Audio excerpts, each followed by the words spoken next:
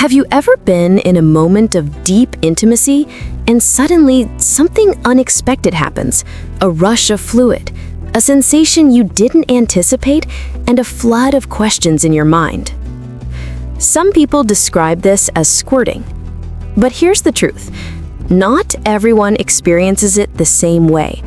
And for many, it raises more curiosity and confusion than clarity. For some women, it feels like unlocking a hidden power, almost a celebration of the body's ability to surprise us. For others, it barely registers, leaving them wondering if it really matters at all. And for quite a few, it stirs embarrassment, even shame, especially in cultures where talking about sexual health is still a sensitive subject. That mix of emotions, pride, indifference, confusion, is exactly why this topic deserves more than whispers or tabloid headlines.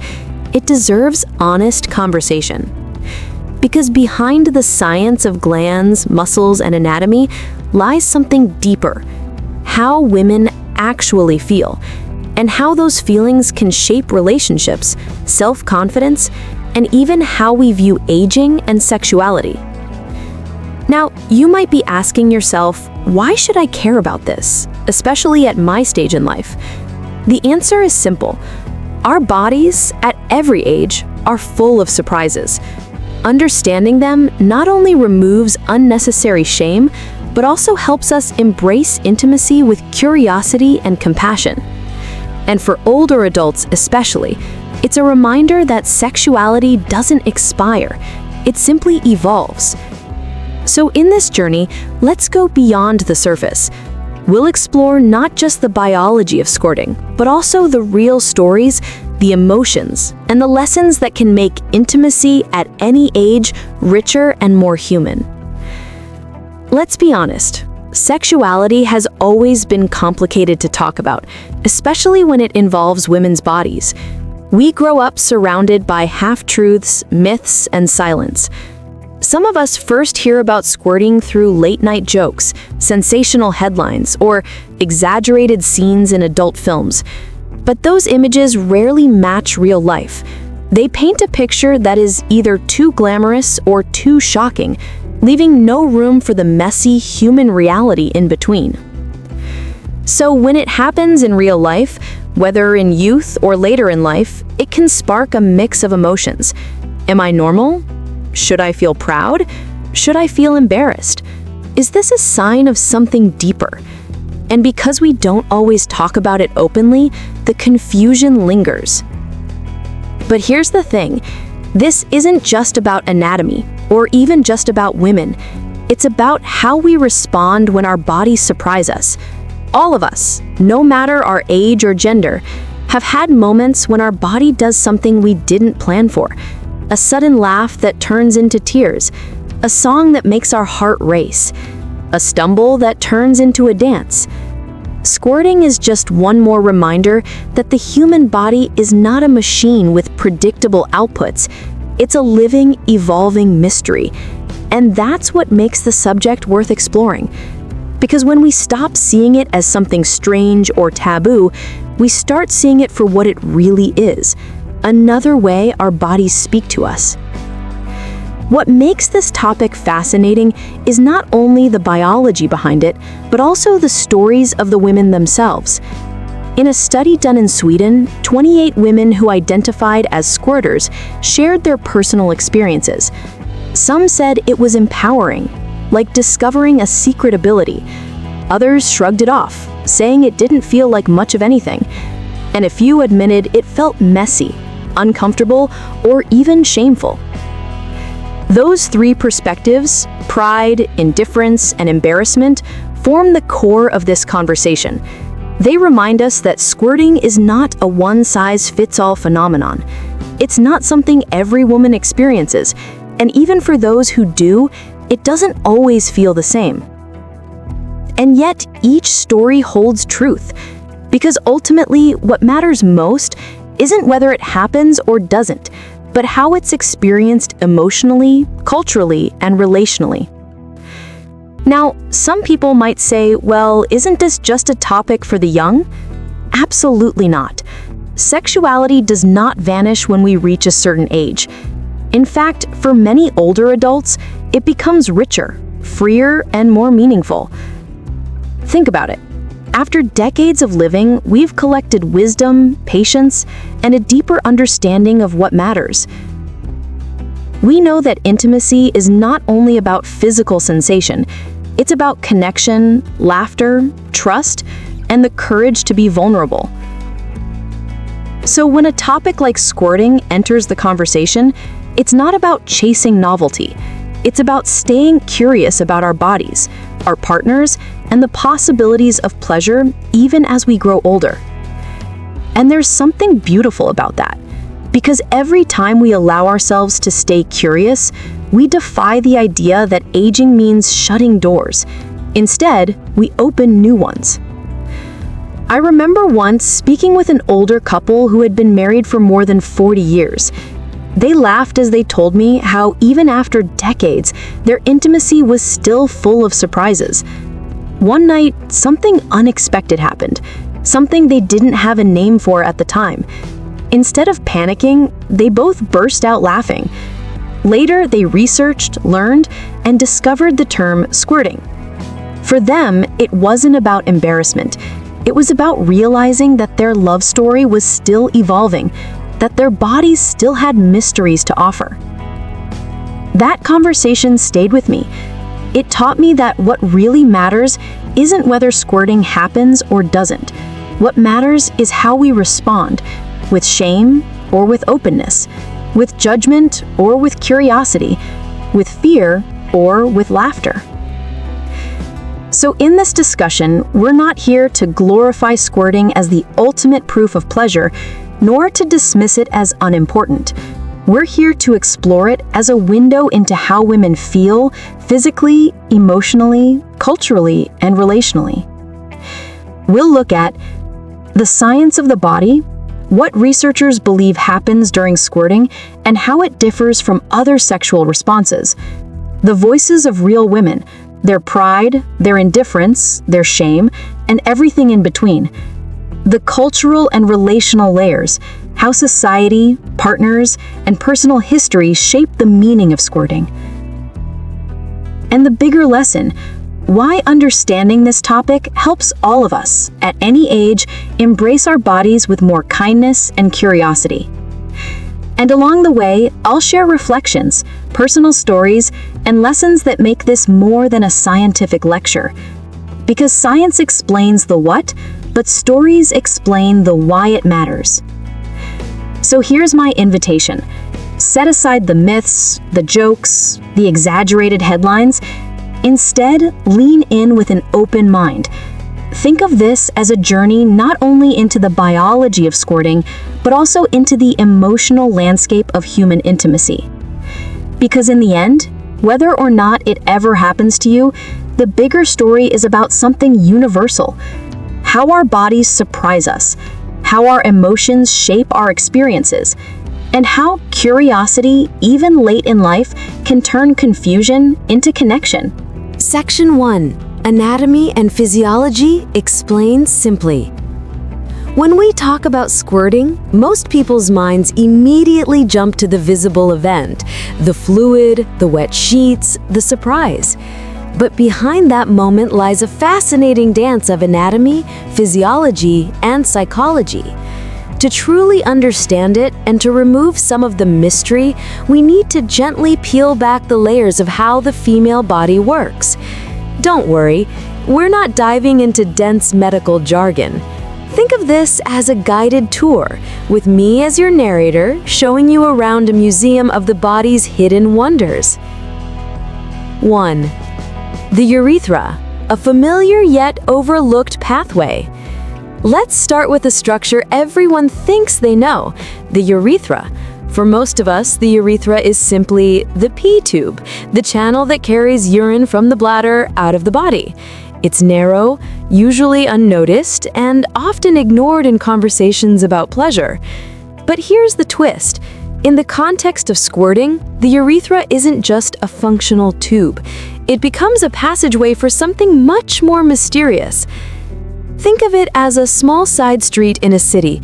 Most of the time, it carries predictable traffic, but every now and then, during certain events, it transforms into a parade route, carrying something unexpected that grabs attention.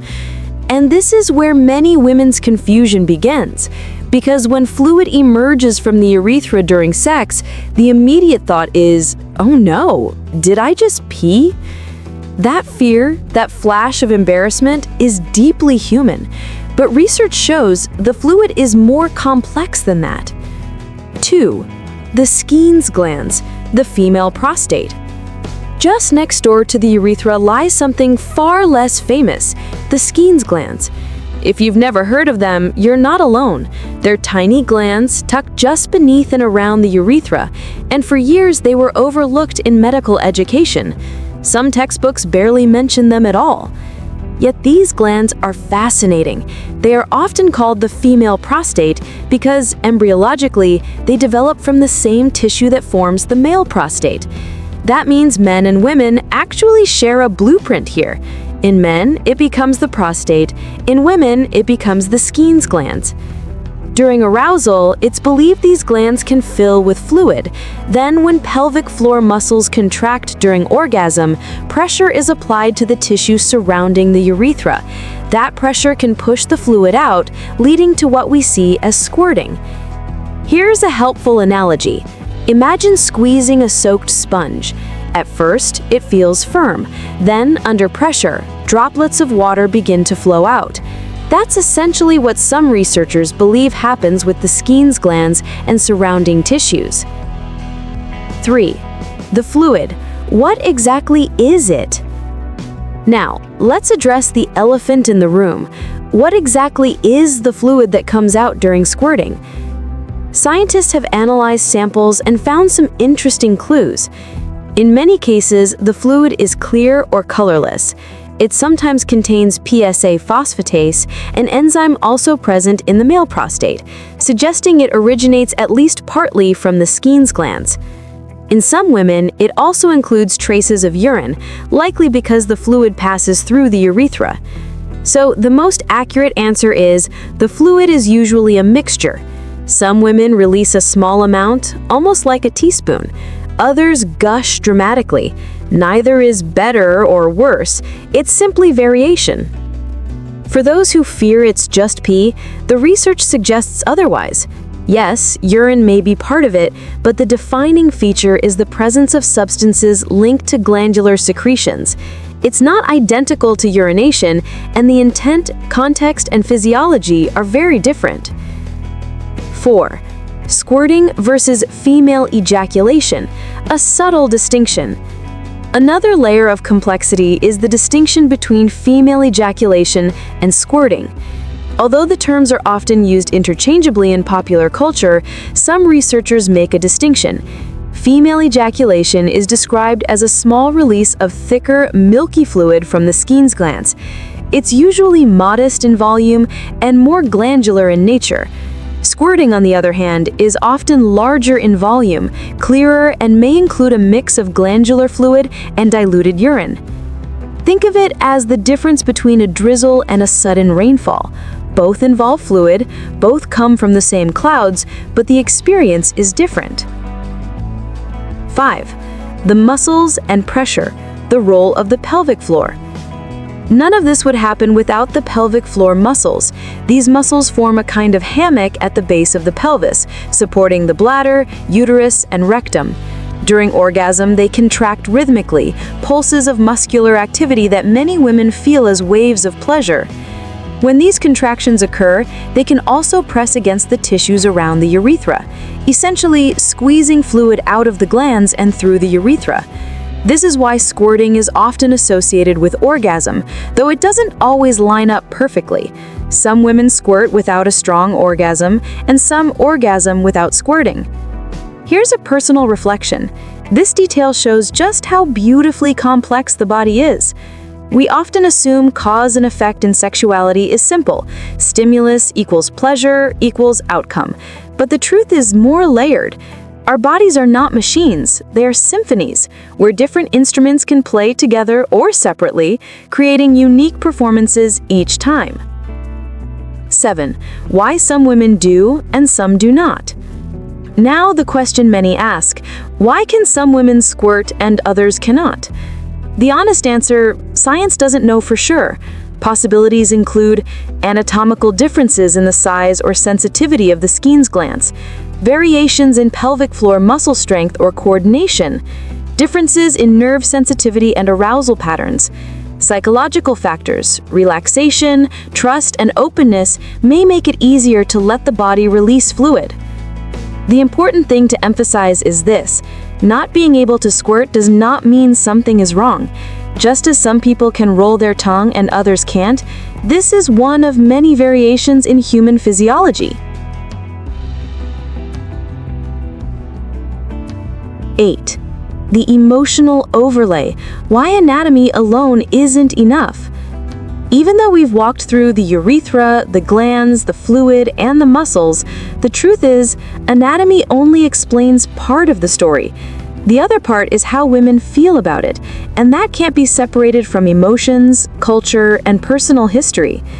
Imagine two women with the exact same physiology. One grows up in a supportive environment where sexuality is embraced, where partners treat fluids as natural, where curiosity is encouraged.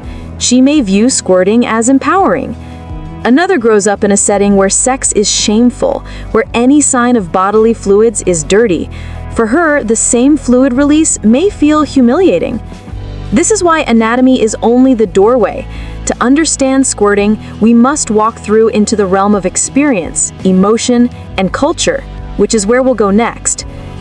So now we've mapped the body, the urethra as the pathway, the Skene's glands as the reservoir, the pelvic floor as the pump, and the fluid as the mysterious traveler. But understanding anatomy is only the first chapter. The real story unfolds when we listen to how women describe these moments as empowering, indifferent, or uncomfortable. Because science tells us what's happening, but stories tell us what it feels like, and that's where we're heading next. Section 2. Women's Voices and Real Experiences. Science can measure fluid, analyze enzymes, and map muscle contractions, but none of that answers the real question most people have: what does it feel like? To uncover that side of the story, researchers in Sweden interviewed 28 women who identified as squirters. What they discovered was not one single answer, but a spectrum of experiences. Some women described it as thrilling, a kind of sexual awakening that made them feel powerful, unique, even special. Others were indifferent. They noticed it had happened only because the sheets were wet, but didn't attach much meaning to it. And some felt embarrassed or ashamed, convinced at first that they had lost control of their bladder. To make sense of these responses, let's explore the 3 main emotional themes the study uncovered. Along the way, I'll add reflections and relatable stories to show how these feelings play out in real life. 1. Amazement, pride, and the feeling of a superpower. For many women, the first time they squirted felt like discovering a hidden switch inside themselves, a switch they didn't know existed. Some even described it as a sexual superpower. One woman in the study said she had always believed squirting was a myth, something exaggerated in movies. When it happened to her, she was stunned. "I didn't know my body could do that. It felt like my sexuality expanded." Another recalled actively seeking out information, reading books, and even attending workshops that focused on sexual exploration. With a supportive partner, she learned how to relax, breathe, and allow her body to respond naturally. For her, squirting became less about shock and more about self-discovery. Reflection. This sense of amazement resonates with anyone who has ever discovered something new about their body. Remember the first time you realized you could whistle, or do a cartwheel, or balance on a bike without training wheels? Suddenly you feel a surge of pride. Now magnify that by the intimacy of a sexual moment. It can feel transformative. Maria, in her late 30s, had always been curious about her body, but felt limited by cultural taboos. When she finally experienced squirting with a partner who encouraged openness, she burst into laughter, not out of ridicule, but out of joy. It was like my body was saying, "See, you haven't figured me out yet." That moment of laughter turned into pride, giving her confidence to embrace intimacy with more playfulness. 2. Indifference, disconnection, or shrugging it off. Not every woman reacts with amazement. Some describe squirting as little more than a minor event, not linked strongly to pleasure. One interviewee explained, "Honestly, I didn't even notice. I only realized because the bed was wet." For her, the sensation wasn't tied to orgasm. It was almost like her body had done something separate from her mind. Another called it overrated. She had heard so much hype that when it finally happened, she felt underwhelmed. The buildup had created an expectation of fireworks, but the actual experience felt ordinary. This indifference reminds us of an important truth. Not every bodily response equals an emotional breakthrough. Sometimes the body does something and the mind just shrugs, and that's perfectly valid. Mary, 29, read online forums where women described squirting as the ultimate orgasm. She wanted to experience it too, but when it finally happened, she was surprised by how little she felt. She said, "I thought it would feel different. Honestly, it was more about the mess than the pressure." For her, the realization was freeing. She stopped chasing squirting and started focusing on what genuinely brought her joy. 3. Discomfort, shame, and embarrassment. For some women, squirting wasn't a source of pride or curiosity. It was a source of stress. The most common reaction was confusion. Did I just pee? Because the fluid emerges from the urethra, many women initially believed they had lost bladder control. This belief led to embarrassment, even panic. Some apologized to their partners, others tried to hide it. Cultural attitudes amplify these feelings. In societies where bodily fluids are treated as dirty or sex is surrounded by shame, the reaction can be harsh. One woman said she avoided intimacy for weeks after her first squirting experience, terrified it would happen again. Shame is one of the heaviest emotions we carry in our sexual lives. It silences us, isolates us, and makes us believe we're broken, when in fact we're simply human. A supportive partner can make all the difference. When someone responds with kindness instead of disgust, shame can dissolve into acceptance. Hannah, 42, grew up in a conservative family where sexuality was rarely discussed. The first time she squirted, she froze in horror, convinced she had humiliated herself. Her partner's reaction didn't help. He joked awkwardly, leaving her feeling exposed. For years, Hannah avoided discussing it, burying the memory. Only later, through therapy and self-education, did she learn that her reaction was common and that what happened to her was entirely normal. That realization brought her peace, but it took years to get there. 4. What these voices teach us. Together, these three themes, pride, indifference, and shame, highlight the spectrum of human experience.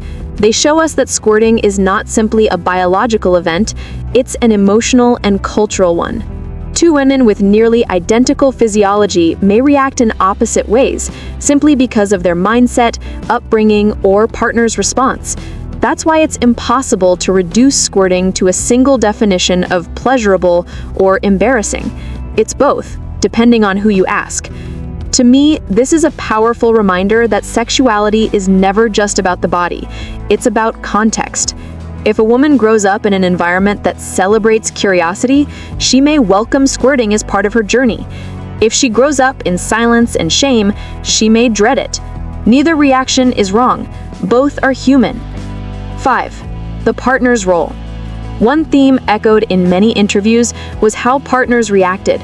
Supportive partners who treated squirting with curiosity or even celebration helped women feel proud and relaxed.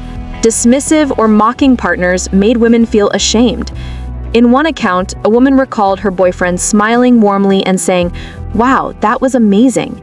She said his response completely reshaped how she felt, from embarrassment to empowerment. Contrast that with another woman whose partner grimaced and said, "That's gross." For her, the experience turned into a memory of humiliation. This shows how intimacy is not just about two bodies, but about two attitudes meeting. A compassionate reaction can turn a confusing moment into a shared secret. A judgmental reaction can turn it into a scar.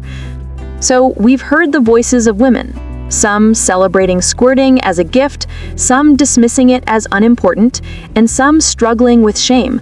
But behind all these reactions lies a deeper layer, the cultural lens that shapes how we see sex, bodies, and fluids.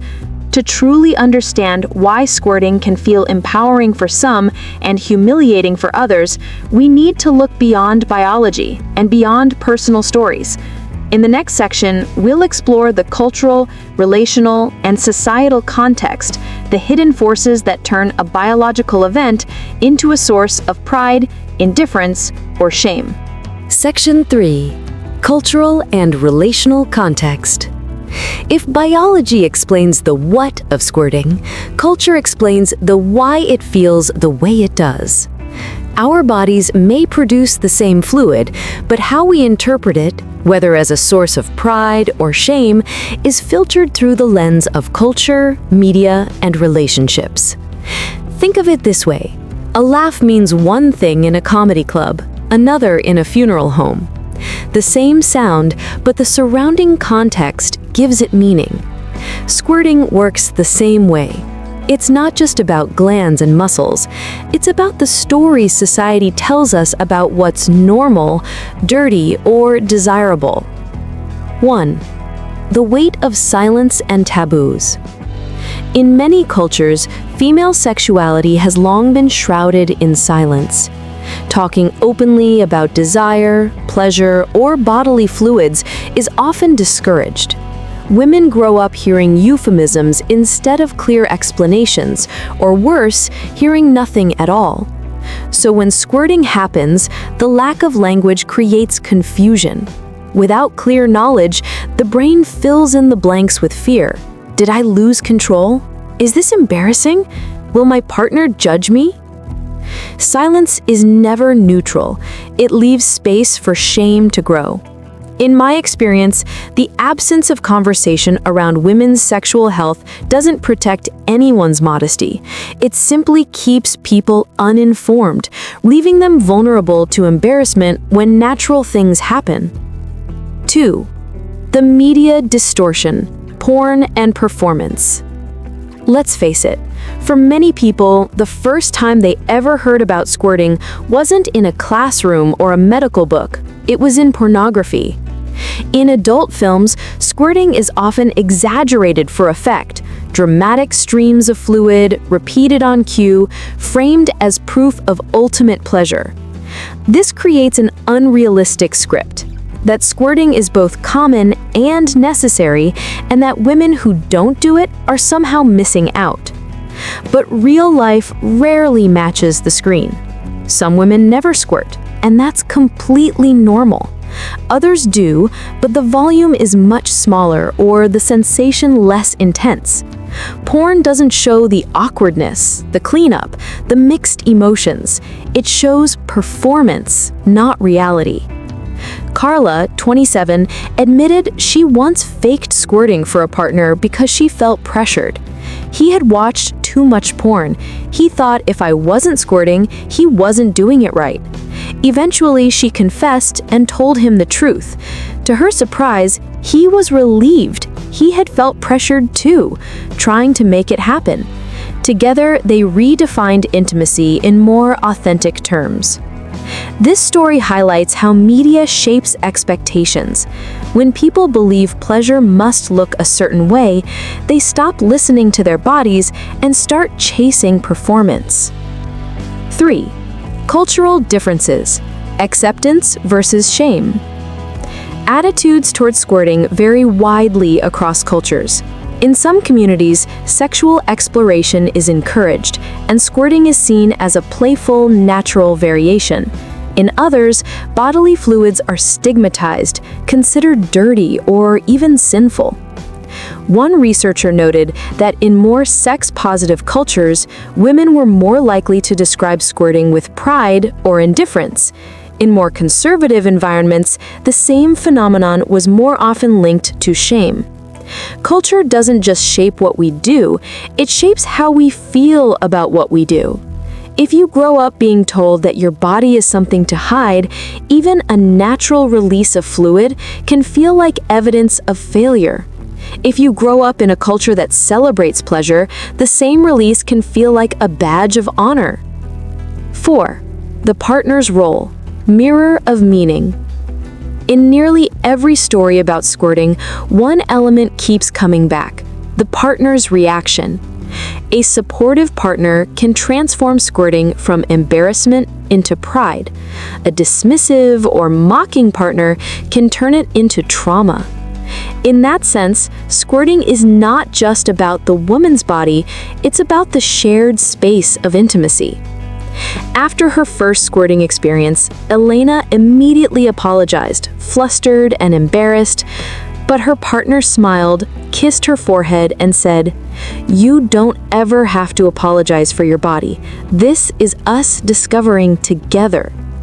She described that moment as healing. Instead of shame, she felt loved.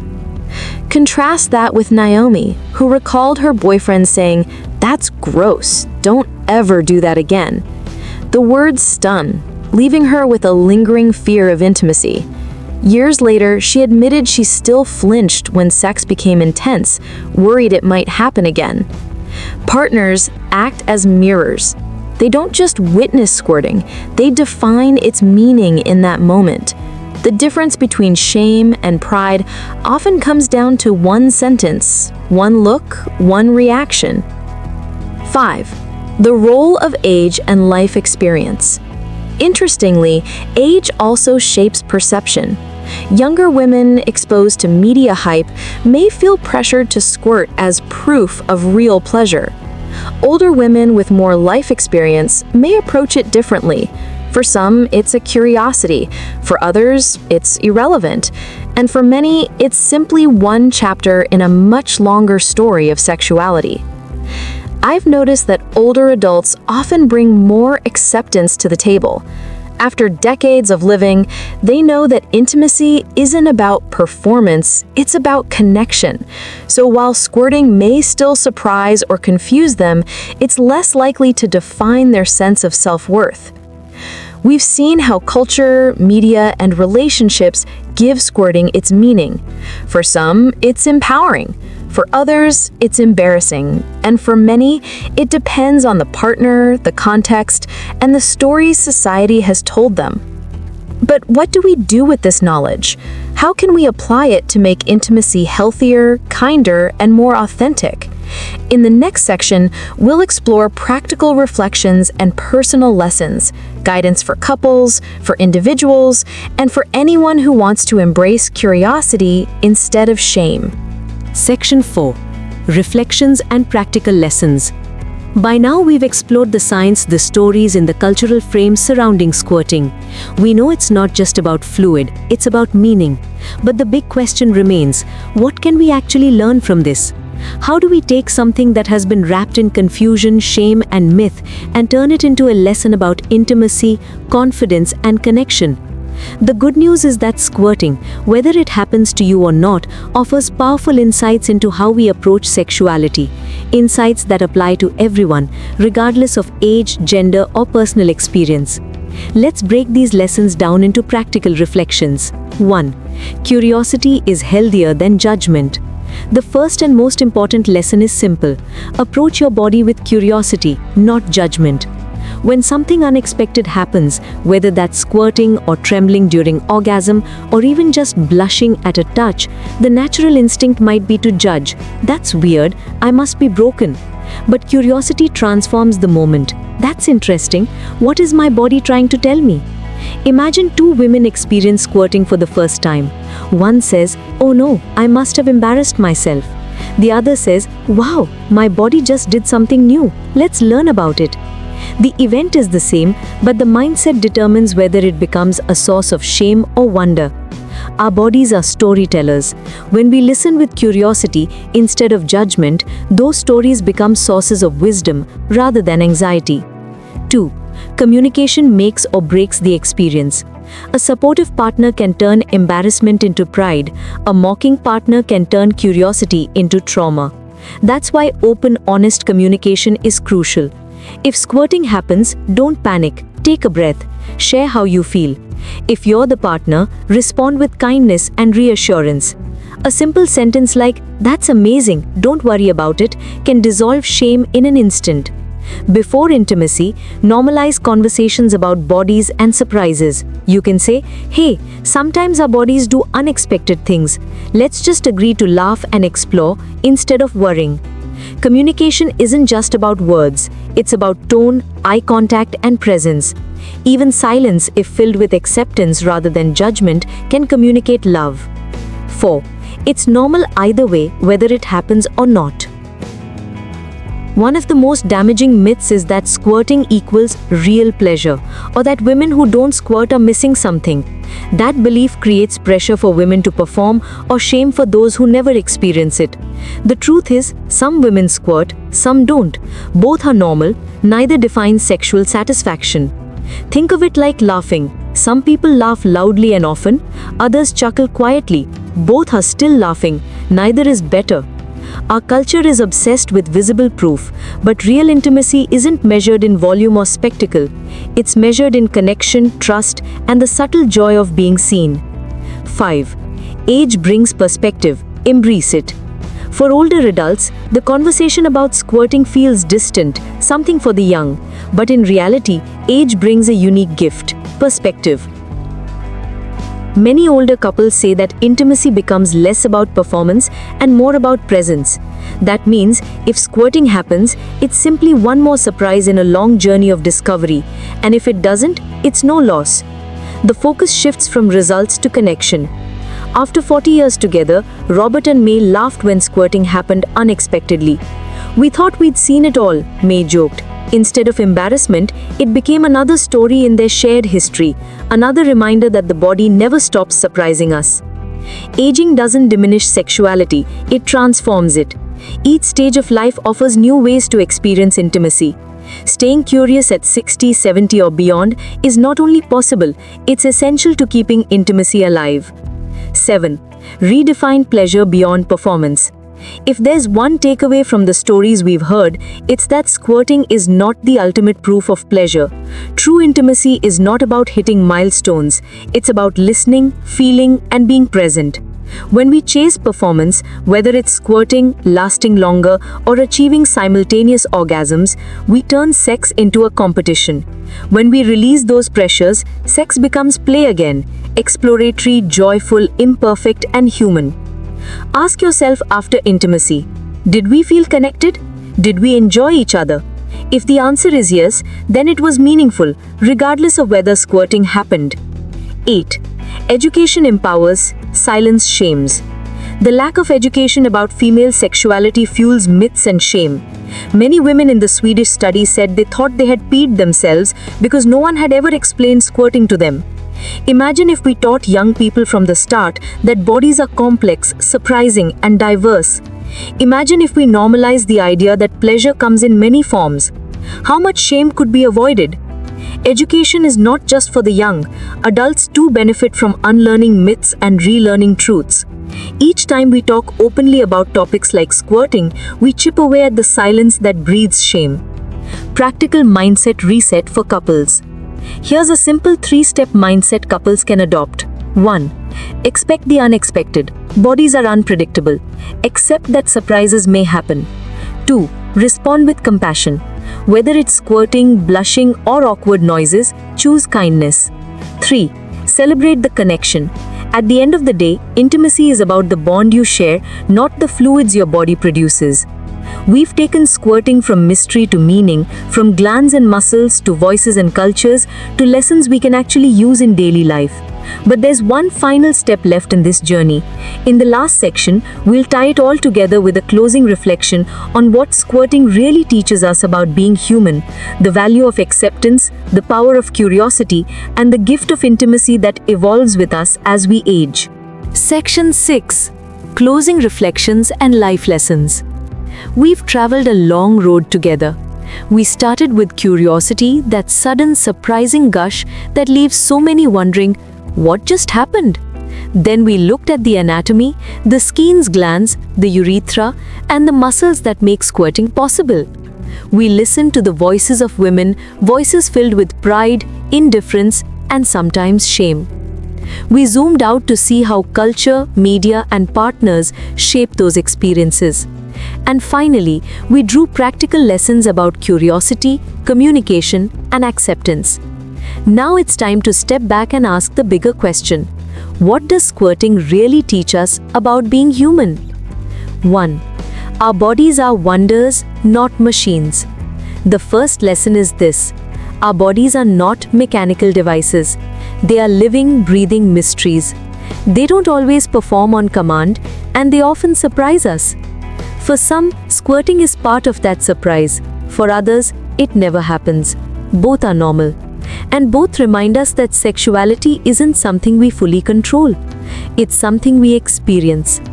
Think about how we react when a flower blooms unexpectedly in a garden, or when a storm clears to reveal a rainbow.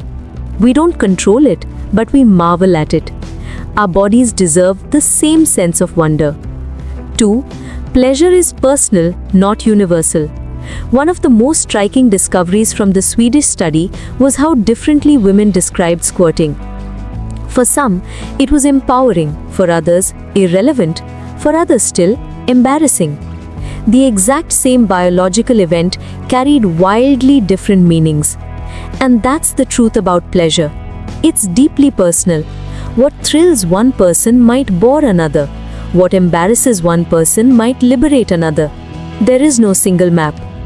Instead of asking, what should pleasure feel like, we should ask, what does it feel like to me, right now, in this body, in this moment? That shift frees us from comparison and performance. 3. Shame shrinks us, curiosity expands us. Again and again, women's voices revealed how shame silenced them. They apologized, they hid, they withdrew, all because of a natural bodily response. But when they approached it with curiosity, their world expanded. Shame shrinks the heart, curiosity expands it. That's true not only for squirting, but for all aspects of intimacy. When we let go of the need to judge and instead lean in to explore, we find joy in places we never expected. If there's one mantra to take away, it's this: replace shame with curiosity. Every time you do, you grow. 4. Intimacy is about connection, not performance. One of the greatest cultural myths is that intimacy has to look a certain way. Fireworks, perfect timing, visible proof. But real intimacy is quieter and deeper. It's the laughter after something awkward happens. It's the comfort of a partner's steady presence. It's the feeling of being accepted exactly as you are. Squirting may or may not be part of your story, but connection should always be at the center. When Anna squirted for the first time, she panicked and apologized. Her partner simply smiled, held her hand and said, "Your body is beautiful. Nothing about it could ever embarrass me." In that moment, squirting didn't matter. What mattered was connection. That memory, she said, was more intimate than the act itself. 5. Age teaches us what really matters. For older adults, conversations about sexuality often feel invisible in society. Yet many older couples quietly report that intimacy becomes more meaningful as they age. They are less interested in performance, more interested in presence. Less obsessed with novelty, more focused on connection. If squirting happens, it's a surprise to laugh about. If it doesn't, it's no loss. Either way, intimacy continues to evolve. Aging reminds us that sexuality is not just about the body, it's about the spirit. It's about laughter, tenderness, and the courage to remain vulnerable even after decades together. That is the deepest intimacy of all. 6. The broader message: embracing all ourselves. Squirting is just one example of how our bodies can surprise us. But the real message goes far beyond that. It's about embracing all ourselves, the expected and the unexpected, the neat and the messy, the proud moments and the awkward ones. When we accept our bodies fully, we stop treating them as problems to fix and start honoring them as companions to cherish. That shift can change not only our sexuality but also our relationship with life itself. Life is unpredictable. Sometimes it's neat, sometimes it's messy. Sometimes it flows in ways we expect, sometimes it bursts forth unexpectedly. Squirting, in its own way, is a metaphor for that truth. So what should we do with all this knowledge? Talk about it, normalize it, share it in ways that dissolve shame. Parents, educators, partners, friends, we all have a role in breaking the silence around sexuality. Because when we talk openly, myths lose power. When we talk openly, shame dissolves. When we talk openly, people stop feeling alone. And maybe that's the greatest lesson squirting teaches us. That what seems strange or embarrassing at first can become natural, even empowering, once we bring it into the light. So let me leave you with this. Some women squirt, some don't. Both are normal. For some, it feels empowering. For others, irrelevant. For others still, embarrassing. All of those feelings are valid. What matters most is not the fluid itself, but how we respond, with shame or with curiosity, with judgment or with compassion. If you remember nothing else, remember this. Your body is not your enemy, and intimacy is not a performance. Your body is a companion full of surprises. Intimacy is a dance full of laughter, tenderness, and discovery. So the next time you or someone you love encounter something unexpected, whether it's squirting or anything else, take a breath, smile, and remind yourself, this too is part of being human. Thank you for staying with me through this journey. If what you heard today resonated with you, I invite you to share this message because none of us should carry shame alone. Please subscribe if you'd like to walk with me in more conversations about love, health, and the hidden beauty of our bodies at every age. And if you feel comfortable, share your own reflections in the comments. Your story may be the one that helps someone else heal.